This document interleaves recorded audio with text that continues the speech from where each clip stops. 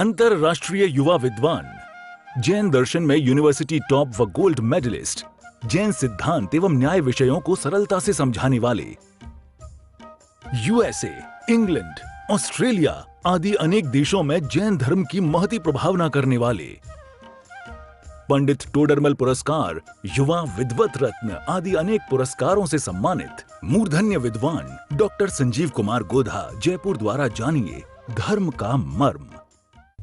इस कार्यक्रम के पुण्यार्जक हैं अजय सोगानी एवं समस्त सोगानी परिवार, भोपाल। तीन भुवन में सार, वीतराग विज्ञानता, शिव स्वरूप शिवकार, नमः त्रियोग समारिके। दौलत राम जी द्वारा लिखित यह छहढाला नामक ग्रंथ है। छोटा समय सार, सारे जिनागम का सार और मर्म इस ग्रंथ में भर दिया गया है। कल हमने बहुत संक्षेप में इसकी पहली ढाल के संदर्भ में आपको थोड़ा सा परिचय दिया था। क्या बतलाया है, क्या वर्णन किया है पहली ढाल में? चारों गतियों के दुखों का या दुखों की परिस्थितियों का? दुखों का नहीं, अरे दुख है नहीं। सारा जगत यह कहता है चारों गतियों में दुख है, चारों गतियों में दुख है, नरक में दुखी दुख भोगे, त्रियंचों में दुखी दुख भोगे। लेकिन सच्चाई यह है कि गतियों में दुख नहीं है, मान्यता में दुख है। परिस्थितियों में दुख नहीं है, संयोग दुख का कारण नहीं है। दुख के कारण बतलाते हुए दौलत राम जी ने दो जगह पर, एक पहली ढाल के स्टार्टिंग में और एक पहली ढाल के लास्ट में मार्मिक बिंदु बतला दिए थे, जिनकी तरफ मैंने आपका ध्यान आकर्षित किया था। स्टार्टिंग में बतलाया था भूल आपको भरमतवादी, और लास्ट में कहा था जो विमानवासी हूं थाए, सम्यक दर्शन बिन दुख पाए। सम्यक दर्शन के बिना दुख, इसका मतलब दौलत राम जी की दृष्टि तो बराबर थी। छहढाला लिखते समय समझने वाले लोग अपनी दृष्टि से समझते हैं यहां गड़बड़ी हो रही है। खैर, पहली ढाल में यदि चारों गतियों के दुखों का वर्णन किया है, ऐसा भी कहीं वर्णन मिले, कहीं कथन मिले तो ऐतराज नहीं करना। यह समझना कि दुखों का वर्णन माने दुखों की परिस्थितियों का वर्णन। संयोग से कथन किया जाए, जहां बाहर से कथन किया जाए, उपचार से कथन किया जाए, समझ लेना व्यवहार का कथन है। परिस्थितियों की बात कह दी है। अब जिन परिस्थितियों की चर्चा कल हमने विस्तार से की है आपके बीच में, आखिर ये सब परिस्थितियां हमारे साथ में क्यों बनी, और यदि परिस्थितियां दुख का कारण नहीं था तो फिर हम दुखी क्यों हुए, फिर हमने दर दर की ठोकरें क्यों खाई, फिर ये चतुर्गति में परिभ्रमण कराया किसने। हमारे यहाँ जैन परंपरा में ईश्वर तो कर्ता धर्ता होते नहीं है, तो फिर ऐसा क्या हुआ, ईश्वर कर्ता धर्ता है नहीं और हम परिभ्रमण करना चाहते नहीं है, तो फिर परिभ्रमण क्यों हुआ? बोलो, ये प्रश्न उठता है हमारे दिमाग में। आखिर ऐसे क्या कारण रहे जिनकी वजह से चतुर्गति में परिभ्रमण हुआ? तो हम प्रारंभ करते हैं दूसरी ढाल से। आपके पास में जो दूसरी ढाल के छंद हैं, बस आप उसे खोलकर अपने निगाह के सामने रखना। हम छंद नहीं पढ़े क्योंकि हमें संक्षेप में बतलाना है, हमें पूरी दूसरी ढाल का मर्म आज समझाना है, उसकी विशेष बातों को थोड़ा हाईलाइट करके आपको बतलाना है। चर्चा तो तीसरी ढाल से करने की हमारी भावना थी। कल तीसरी ढाल से हम बात को आगे बढ़ाएंगे धीरे धीरे, आज थोड़ा सा फास्ट। तो भाई ये जो कहा यो परिवर्तन पूरे करे, सारे परिवर्तन पूरे कर लिए हमने। एक इंद्रिय दशा से निकला था, 2 इंद्रिय, 3 इंद्रिय, 4 इंद्रिय होता हुआ असेनी पंचेंद्रिय, फिर सेनी पंचेंद्रिय त्रियंच, फिर वहां से निकला नरक में चला गया, नरक से निकला कोई पुण्य योग से मनुष्य बन गया, मनुष्य से अकाम निर्जरा करके देव पर्याय में चला गया, भवनत्रिकों में चला गया, वैमानिकों में चला गया, और वहां से पुनः एकेंद्री में चला गया। इस प्रकार परिवर्तन पूरा हो गया, चक्र पूरा चलता रहा इस तरह से। आखिर इस चक्र का कारण क्या रहा, ये चक्र क्यों था, ये चक्र क्यों चला, इस चक्कर के पीछे क्या कारण था? तो दौलत राम जी कहते हैं, सुनो भाई, दूसरों को दोष देना बेकार है, किसकी गलती बताएं? तेरे दुख के पीछे किसी की गलती नहीं है। आज तक अनादिकाल से तू दूसरों के ऊपर दोषारोपण करता आया है, लेकिन असली कारण है मिथ्या दर्शन, मिथ्या ज्ञान और मिथ्या चारित्र। इनके वशीभूत होकर भ्रमता रहा। ये रत्नत्रय नहीं, रत्नत्रय के विपरीत। रत्नत्रय मुक्ति का मार्ग, रत्नत्रय मोक्ष का मार्ग, और उनके विपरीत मिथ्या दर्शन, मिथ्या ज्ञान और मिथ्या चारित्र। इनकी वजह से मैं जगत में परिभ्रमण करता रहा, दर दर की ठोकरें खाता रहा, चतुर्गति में परिभ्रमण करता रहा, जन्म मरण के दुखों को उठाता रहा। इसलिए दौलत राम जी कहते हैं तांते, इसलिए इनको तजिए भली प्रकार जानकर। अच्छे से जान लो तुम्हारे दुख का कारण क्या था, अच्छे से जान लो अपने परिभ्रमण का कारण क्या था। इसलिए इनको बहुत अच्छे से जानकर इनको त्यागना। और हम यहां संक्षेप में उन बातों को आपके बीच में बताते हैं कि साहब वे कौन सी बातें हैं।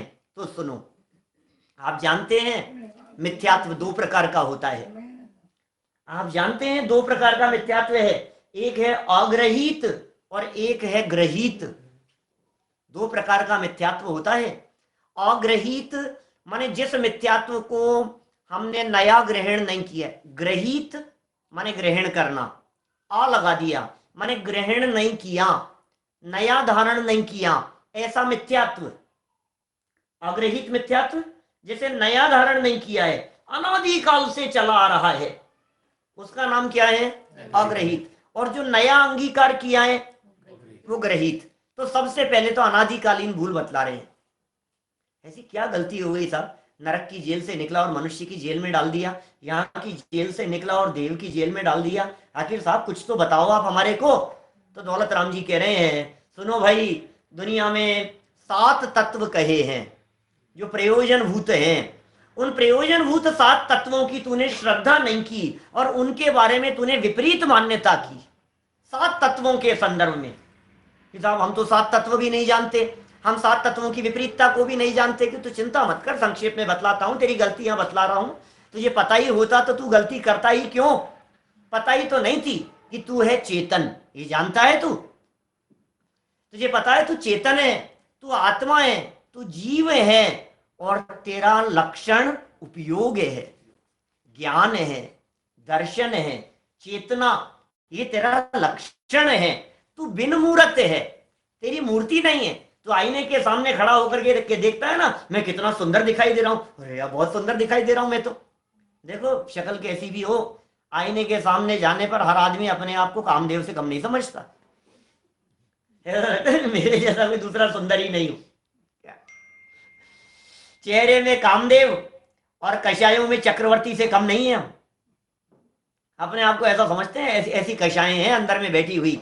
ये कह रहे हैं भाई तू बिन मूर्त है, तेरी मूर्ति नहीं है, तेरी शक्ल नहीं है, ये जो रूप तेरा दिखाई देता है ये तेरा नहीं है। और कैसा? तू चिन्ह मूर्त है और अनुपम है, तू चैतन्य मूर्ति तत्व है, और तेरी चाल पुद्गल से अलग है।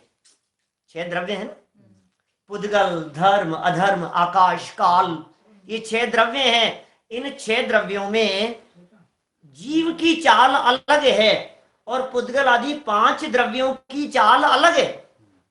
क्या आप लोग ये अर्थ सहित वाली शेडाला लेकर के बैठेंगे तो आपको ख्याल में नहीं आएगा, क्योंकि मैं पढ़ता रहता हूं।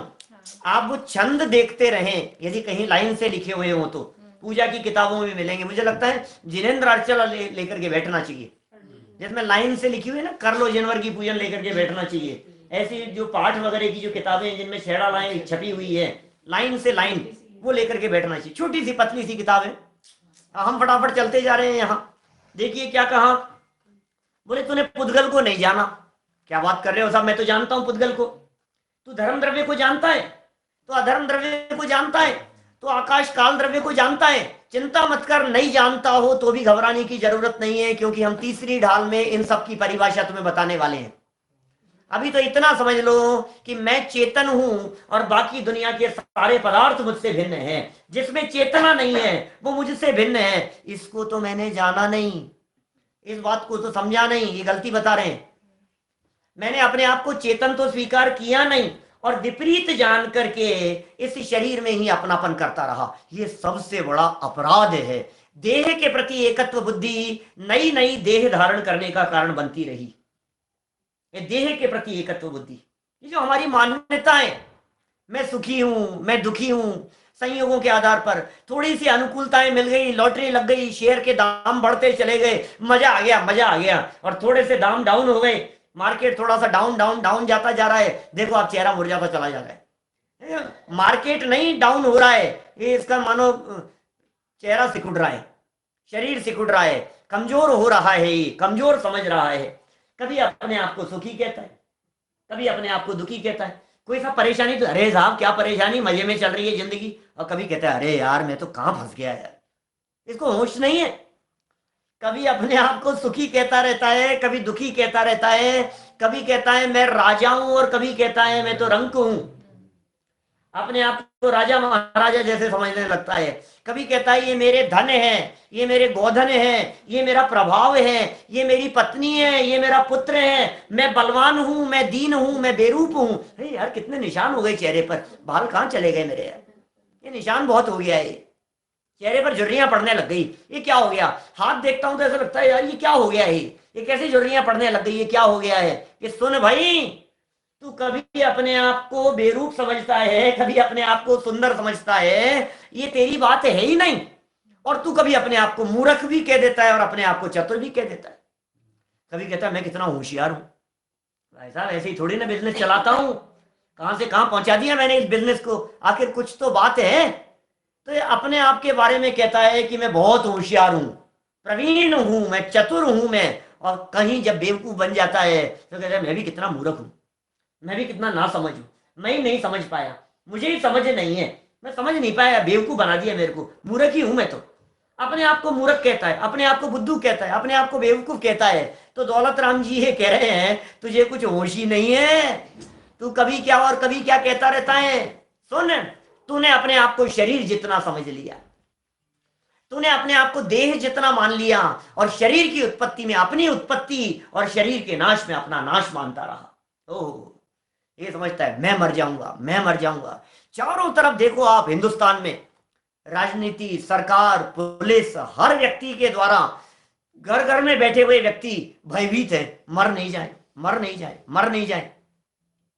आज हमारे पास भी आ गया कॉल कि साहब आप फरवरी में आए थे बाहर से, सिंगापुर से, तबीयत तो ठीक है ना आपकी, थाने से फोन आ गया, अरे आपको ठीक है तबीयत, नहीं तो आ जाओ 15 दिन के लिए हमारे पास, बंद कर देंगे तुम्हारे को कमरे में, थोड़ी सी तबीयत तुम्हारी गड़बड़ दिखाई। हर आदमी डर रहा है कुछ गड़बड़ नहीं हो जाए, मर नहीं जाऊं, मर नहीं। अरे तू कभी मरता नहीं है, ये कह रहे हैं यहां। तन उपजत अपनी उपज जान। क्यों भाई, कितनी उम्र है आपकी भाई साहब? कि 15 साल। 15 साल का हूं मैं, तुम 15 साल के हो, तुम्हारी उम्र 15 वर्ष की है। अरे ये तो तन की उत्पत्ति को अपनी उत्पत्ति समझ रहा है, तन के नाश को अपना नाश समझ रहा है। मैं गोरा, काला, मोटा, पतला, इतना वजन, वजन कितना है आपका? ये साहब 70 किलो, 72 किलो, 62 किलो। अच्छा ये आपका वजन है?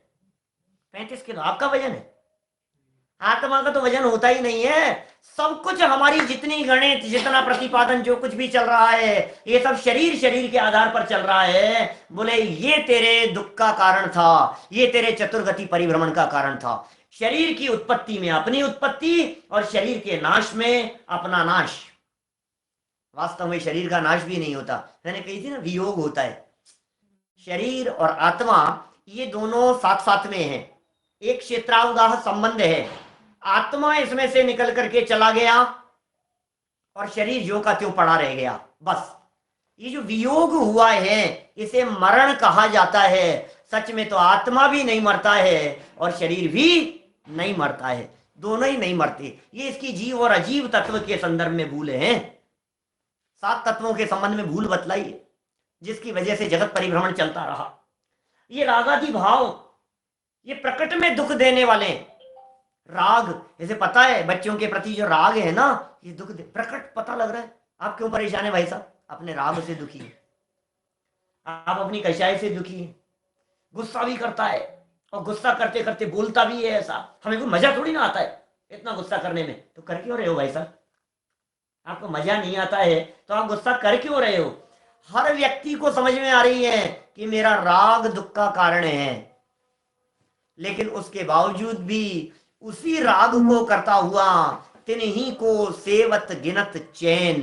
कोई बात नहीं मेरा राजा बेटा, बैठ जा, कोई बात नहीं। ये तो प्यारा प्यारा बच्चा दिखाई दे रहा है, राजकुमार है अपना, तो राजा बेटा है ये तो, कोई बात नहीं बेटा, कोई बात नहीं। राग करता करता, राग दुख का कारण है, राग की वजह से दुखी है, और फिर वही राग के अंदर उलझा फंसा रहता है। ये इसके आश्रव तत्व के संदर्भ में भूल है। इसी तरह से शुभ और अशुभ बंध के फल में रति अरति करना।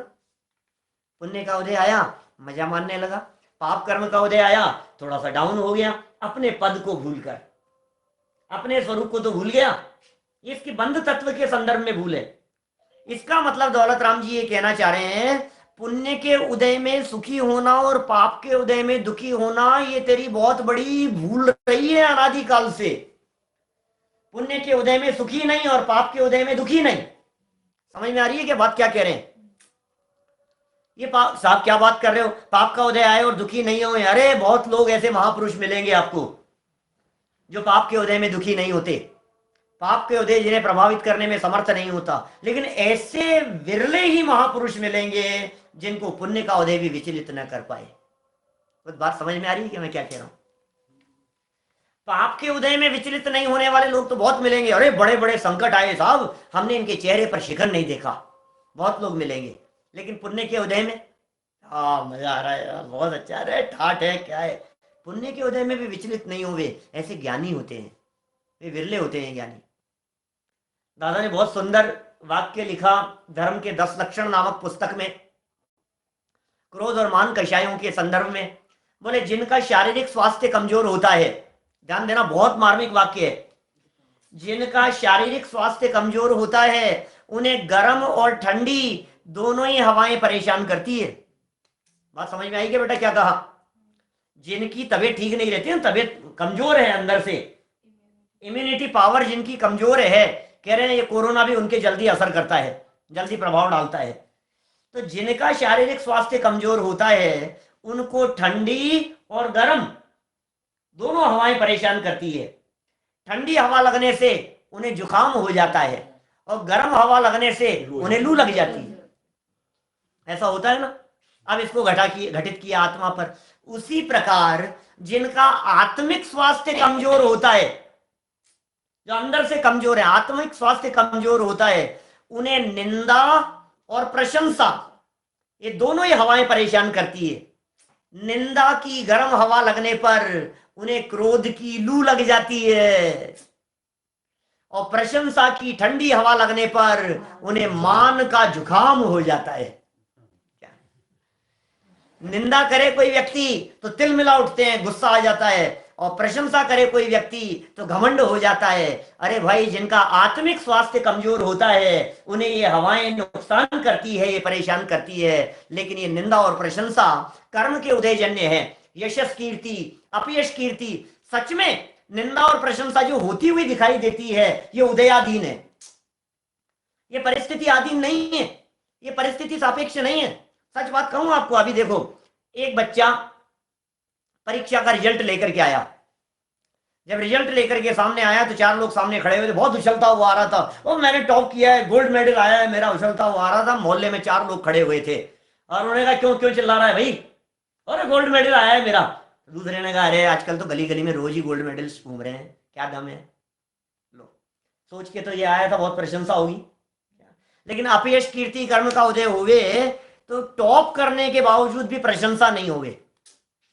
दूसरा बच्चा आया, मुंह लटकाया हुआ था, क्या हुआ बेटा? फेल हो गया। अरे यार मेहनत तो बहुत करता था यार, इंटेलिजेंट तो बहुत था, आजकल कॉपी चेक करते ही कहाँ है ढंग से। लो उसकी निंदा नहीं हो रही है। बात समझ में आ रही है आपको? माने यशस कीर्ति कर्म के उदय से प्रशंसा होती हुई दिखाई देती है, अपयश कीर्ति कर्म के उदय से निंदा होती हुई दिखाई देती है। लेकिन निंदा हो या प्रशंसा हो, ये दोनों से ही मैं अप्रभावित रहने वाला तत्व हूं। जिसने ऐसा स्वीकार किया उसका चतुर्गति परिभ्रमण मिट गया, और जो इनसे प्रभावित होता रहा उसके बंध तत्व संबंधी भूल बनी रही। बंध के बाद संवर तत्व के संबंध में कुछ भूल की। आत्मा का हित करने वाला वैराग्य और ज्ञान, आत्मा का हित करने वाला वैराग्य था, आत्मा का भला करने वाला ज्ञान था, वेद विज्ञान था, उनको कष्ट रूप मानता रहा। ये संवर तत्व के संबंध में भूल, ज्ञान को कष्ट रूप जानता है, इनको बैठाओ थोड़ा सा, ये बातें ऊपर से जाती है, अरे यार बहुत बड़ा है, ऐसा लगता है जैसे कोई हमारे ऊपर कोई लठ मारे हो खींच खींच के, ऐसे लगता है। इतने कष्ट महसूस होते हैं इस जीव को जब ये तत्व ज्ञान की चर्चा सुनने के लिए बिठाते हैं ना, और रुचि नहीं हो, इतनी वेदना होती है जैसे जेल में डाल दो तो फिर इसको थोड़ा अच्छा लगे, और यहां जाकर के बैठाओ तो वो ज्यादा तकलीफदायक दिखाई देती है। ऐसा मैं समझता रहा। रोज ही सुनते हैं रोज ही सुनते हैं सारी बातें, इनमें क्या दम है, ये क्या बातें हैं सब। तो ऐसा मानता रहा। तीन ही ते लखे आपको कष्ट दान। फिर निर्जरा के तत्व के संबंध में क्या कहा, रोकी न चाह, इच्छाओं को नहीं रोका, अपनी शक्ति को खो करके। इच्छाओं को रोकने का नाम तप था, तूने उसे नहीं समझा, और मोक्ष रूप अवस्था को आकुलता के बिना नहीं समझा। ये मोक्ष तत्व संबंधी भूल, और इस प्रकार की प्रतीति और मान्यता के साथ में जो कुछ भी तेरा ज्ञान था, वो सारा ज्ञान भी दुख देने वाला था, दुखदायक। अज्ञान दुख देने वाला था, अज्ञान था वो कष्ट प्रदान करने वाला था। ये 7 तत्व के संबंध में इस जीव की भूल रही। मिथ्या दर्शन विस्तार से जानना हो इन प्रकरणों के संदर्भ में तो पुराने वीडियो अवेलेबल हैं इसी प्लेलिस्ट पर, छेड़ाला वीडियो के नाम से। आप सुने, देखें, एक एक लाइन की चर्चा की है थोड़ी विस्तार से। मैं संक्षेप में बतला रहा हूं। कुल मिलाकर के जीव, अजीव, आश्रव, बंध, संवर, निर्जरा और मोक्ष, इन 7 तत्वों को तुमने गहराई से नहीं समझा और इनके बारे में अपनी मिथ्या मान्यता रखी। बोले ये चतुर्गति परिभ्रमण का कारण था, और इनसे, इनके साथ में जो भी ज्ञान था सब मिथ्या ज्ञान, और इनके साथ में जो भी विषयों में प्रवृत्ति थी वो सब मिथ्या चारित्र। ये सब तो अनादिकालीन मिथ्यात्व था। और अब सुनो, अब थोड़ी ग्रहित की बात कर लेते हैं।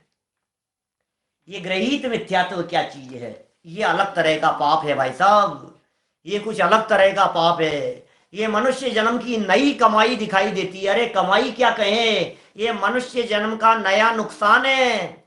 इसको सारे जगत का नुकसान नुकसान दिखाई देता है, लेकिन इसे ये पाप पाप दिखाई नहीं देता है। क्या ये वो पाप है जिस पाप को सप्त व्यसन से बड़ा कहा है? मोक्ष मार्ग प्रकाशक पेज नंबर 192 पर, क्या 192 नंबर पेज पर टोडरमल जी साहब जिसके बारे में कह रहे हैं 7 व्यसन से बड़ा पाप। बोले क्या बात कर रहे हो? जुआ खेलते हो तुम कभी कि नहीं? मांस खाते हो? क्या बात करते हो? नॉनवेज और मैं कभी नहीं। वेश्या सेवन है कभी नहीं। परस्त्री सेवन कभी नहीं। शराब पीते हो कि कभी नहीं?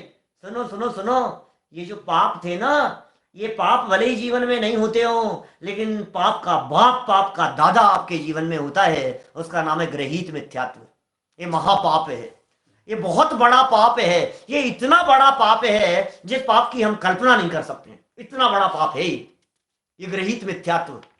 क्या है साहब ये है क्या ये जिसके नाम आप ले रहे हो? जो कुगुरु, कुदेव, कुधर्म की सेवा करते हुए अपने अनादिकालीन मिथ्यात्व का पोषण करते हैं। ध्यान देना, भी बहुत बारीक व्याख्या करने वाला हूं मैं इन सब के संदर्भ में, थोड़ी विशेष व्याख्या करने वाला हूं।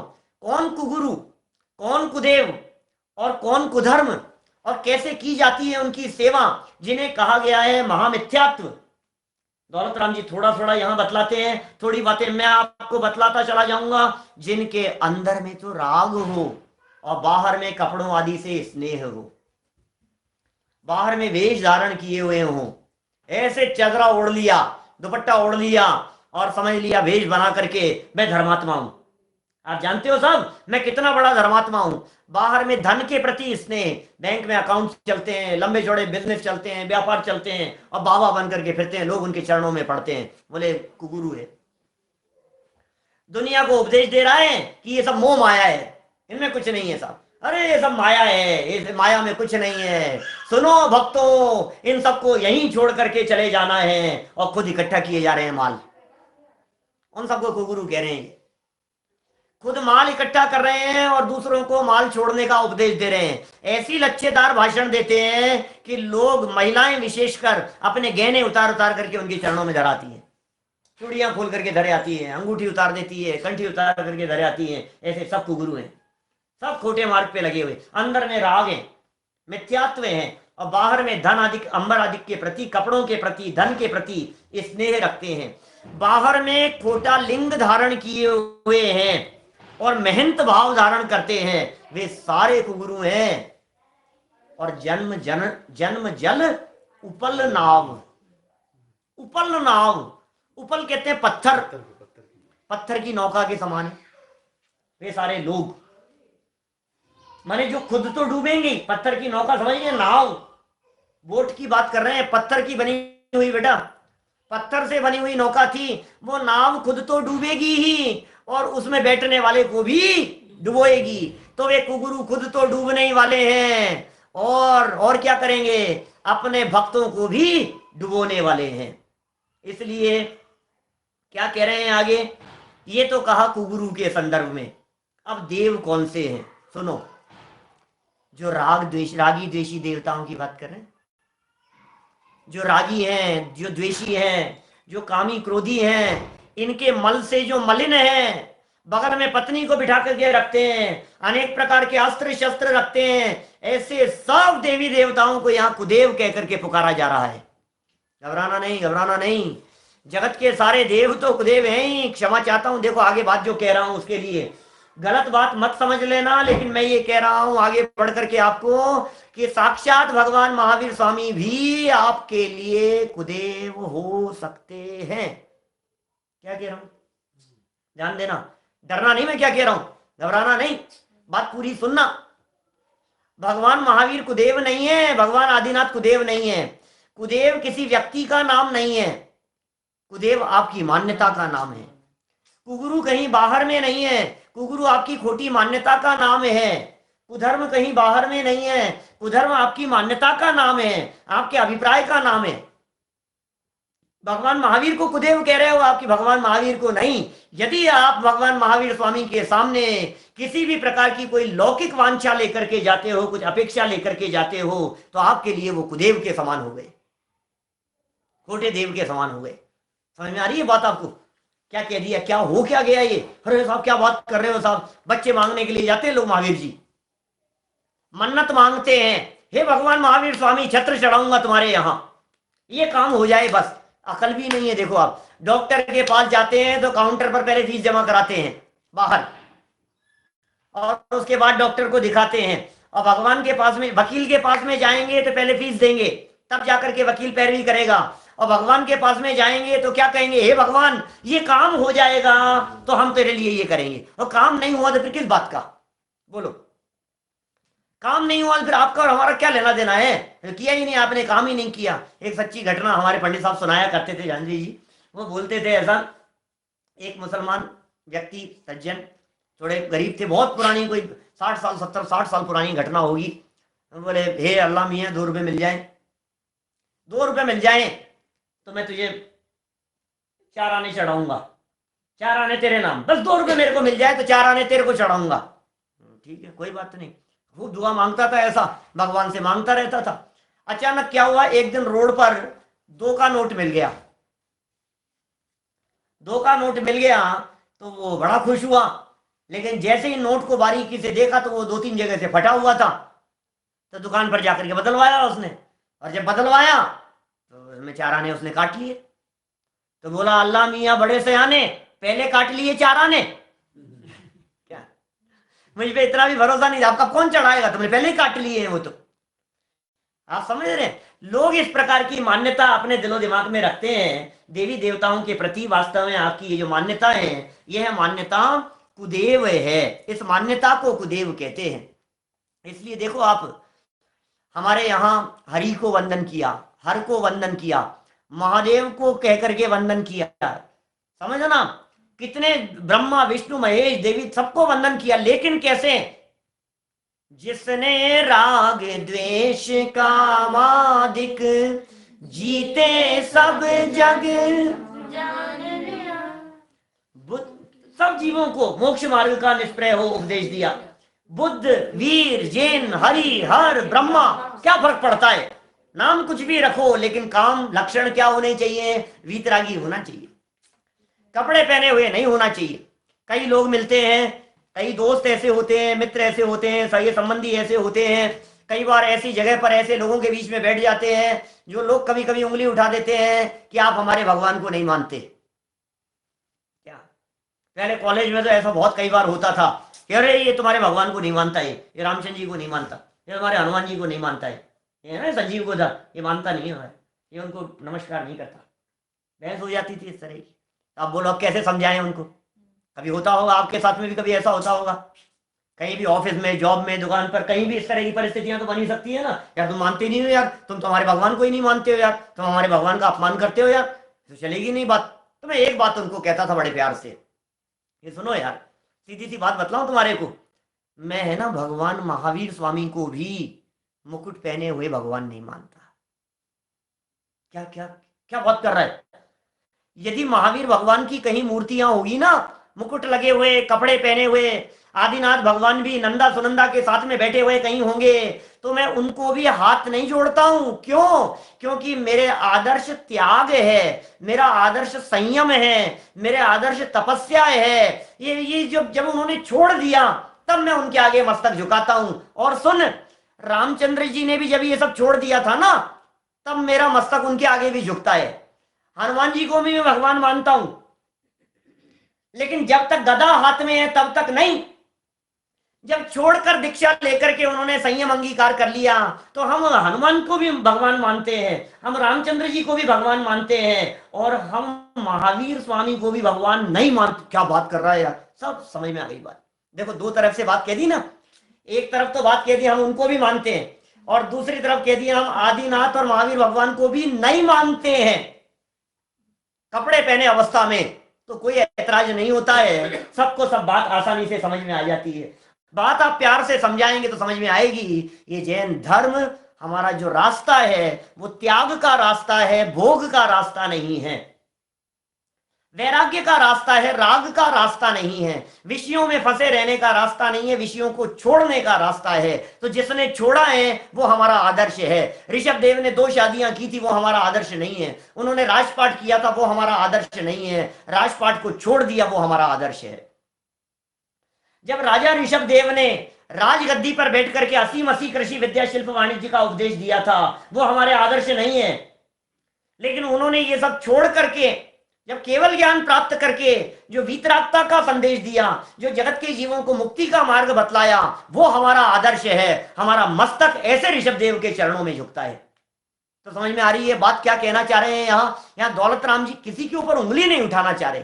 प्रॉब्लम कहीं नहीं है, प्रॉब्लम यहाँ है, प्रॉब्लम बाहर में नहीं, सब चीज यहाँ है। मैं कभी कभी पूछता हूं, आप शादी पार्टी के अंदर खड़े हुए हैं, चाय का प्याला आपके हाथ में है, और अचानक किसी व्यक्ति की टक्कर लगी और चाय उसमें से गिर गई। मैं आपसे पूछता हूं, चाय क्यों गिरी? बोलो चाचा, चाय क्यों गिरी? कि साहब इसकी टक्कर लग गई। नहीं, टक्कर लग गई इसलिए नहीं भाई। किस लिए? क्योंकि उसमें चाय थी, इसलिए गिरी। यदि वो चाय पूरी हो चुकी होती तो टक्कर लगने पर क्या गिरता? कुछ नहीं। यदि आपके प्याले में कॉफी होती तो बाहर क्या गिरता? कॉफी। और यदि उस प्याले में दूध होता तो क्या गिरता? कि दूध। तो क्या गिरा ये इस पर निर्भर नहीं कर रहा है कि टक्कर लगने से गिरा है, अंदर जो था वो निकला है। तो सुनो, आपके अंदर क्या भरा है वो निकलता है। सामने वाले ने गाली दी, सामने वाले ने बुरा भला कह दिया, उसने मेरा अपमान कर दिया भरी सभा में, तो आपके अंदर से जो निकल रहा है ना, वो क्या निकलेगा? जो अंदर भरा था। बाहर वही निकलता है जो अंदर भरा हुआ होता है। इसलिए सावधान रहें, अंदर से बदलने की कोशिश करें। भगवान नहीं, मान्यता बदलो, श्रद्धा बदलो, वीतरागता की पूजा करो। वीतरागी को लख वीतरागी बनो, फिर समझ लो कि भव भव का फेरा गया। ऐसे ऐसे गुरुओं की बात कर रहे हैं, ऐसे देव की बात कर रहे हैं। रागियों की बात नहीं है, द्वेषियों की बात नहीं है, मल से मलिन लोगों की बात नहीं है, जिनके बगल में वनिता बैठी हुई हो, पत्नी बैठी हुई हो, गदा आदि चिन्ह बैठे हुए हैं। हमारे नहीं हो सकते भगवान ऐसे। एक आध प्रतिमाएं तो ऐसी लगाओ भगवान की मंदिर में, ऋषभ देव भगवान की बीच में बैठे हुए हैं ऋषभ देव ऐसे सिंहासन पर। एक तरफ बैठी है बगल में नंदा, दूसरी तरफ सुनंदा, और आगे दोनों बच्चे भरत बाहुबली, ऐसे पूरा परिवार। एक फैमिली फोटो तो होनी चाहिए ना, ऐसी फैमिली फोटो नहीं होनी चाहिए? एक आध कोई नहीं लगता है आपको? अपने मंदिर में कोई एक आध प्रतिमा, एक आध फोटो, एक आध कोई इस तरह की परिस्थिति? कभी नहीं। क्या बात करते हो आप? यहाँ तो हाथ पे हाथ धर करके मुद्रा मिलेगी, आशीर्वाद देते हुए भी मुद्रा नहीं मिलेगी। ऐसे बैठे हुए मिलेंगे भगवान आपको, हाथ पे हाथ धरे से, करना कुछ न रहा जैसे। ये समझा रहे हैं, ये भूल रही हमारी कि मैंने उनको नहीं समझा, ये भूल रही है हमारी कि मैं उनको समझ नहीं पाया, मैं उनको पहचान नहीं पाया। हे प्रभु तुम ना पहचान्या आन मान्या, देव विविध प्रकार जी। क्या क्या कह रहे हो आप, ये किसकी गलती है? ये भगवान के सामने बोल रहा है, महावीर भगवान के सामने खड़ा होकर के बोल रहा है, तुम ना पहचान्या ने मान्या, और बोलते बोलते दरवाजे के बाहर आकर के पूछना चालू कर देता है। इसको पता ही नहीं है किसको पूछ रहा है, किसको वंदन कर रहा है, किसके आगे मस्तक झुका रहा है, कुछ होश ही नहीं है इसको।